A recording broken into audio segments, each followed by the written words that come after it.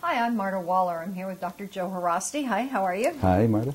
Oh, the last time we were here, we were talking about Judge Marsha Revel sentencing actress Lindsey Lohan to 90 days in county jail and then inpatient rehab, which she has 2 days between her leaving county jail and checking into the inpatient rehab. But she has 2 weeks now and before she goes to county jail.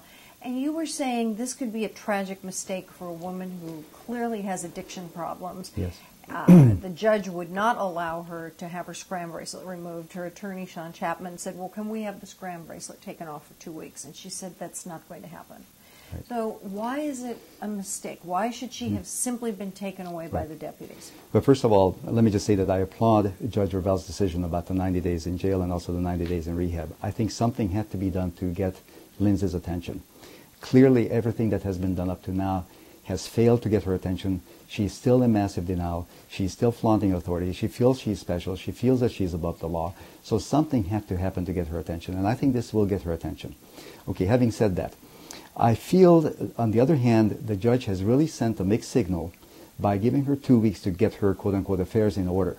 Now, I can see that the judge may have been concerned about the people or the many people whose livelihood is on the line, because I understand she's making this movie about Linda Lovelace in Texas called Inferno, which means that all of the various grips, the cameramen, the extras, the director, the post-production people, all of these people's jobs are on the line. And they need Lindsay to complete this movie so that it will not have been in vain.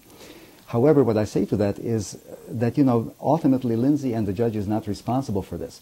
These people knowingly hired her, knowing that she's a train wreck waiting to happen, so I feel like they need to take their lumps. And it is not the court system's responsibility to save the jobs and the livelihood of those people. Now, on the other hand, one of the most important things that we know about rehab and about intervention for someone who is out of control, who is addicted to drugs and alcohol, is that when you do an intervention, and in a sense, this court hearing, this probation violation hearing was very much like an intervention, even though it occurred within the four walls of a courtroom. Because Lindsay was out of control, she was endangering her life and that of others, and the judge did the right thing by providing her with external limits, which she clearly didn't have. She's out of control. She has no internal limits. But Intervention 101 is that you immediately move from the intervention to a place where the person can begin the detox and the rehab. Lindsay clearly is still completely addicted. She has not surrendered to the fact that she's an addict. She's still on Dilaudid and Adderall, and also on Ambien. All of these are highly addictive substances. She's probably still drinking. She certainly did when she was at the Cannes Film Festival toward the end of May. So I know that she has not surrendered at all to her addiction.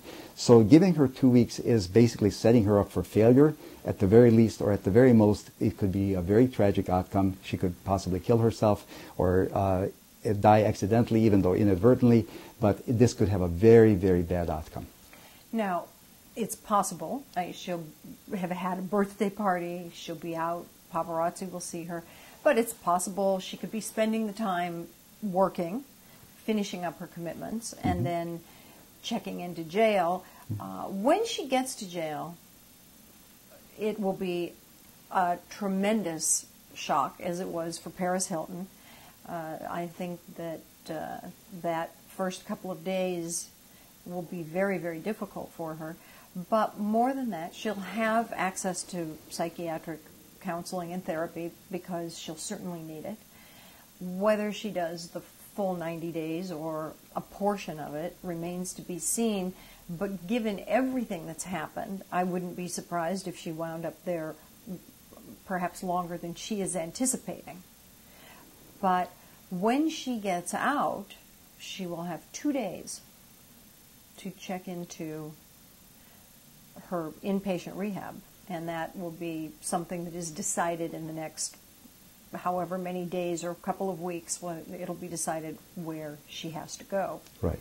And I think that's also a 90-day correct inpatient right. treatment. Now, is 90 days long enough?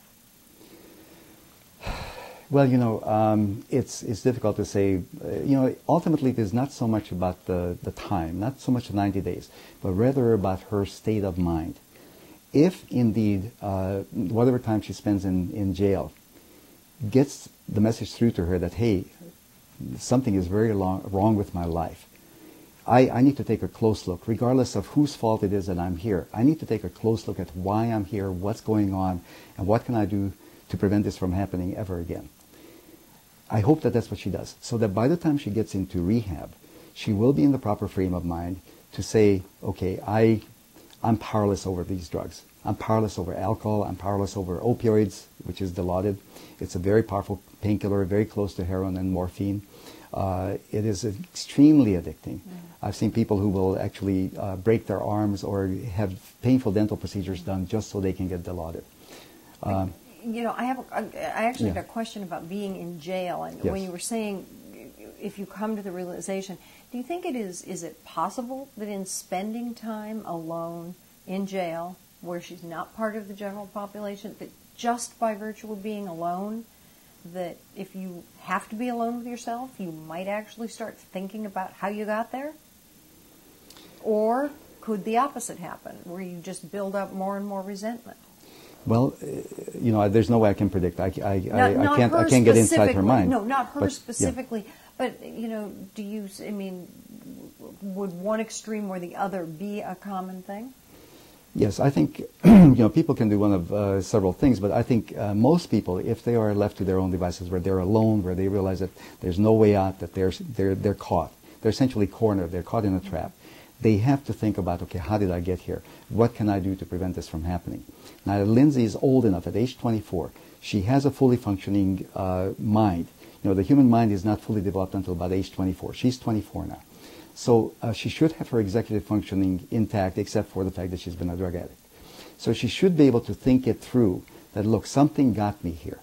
Something, not just somebody else's behavior, but my own behavior that got me here.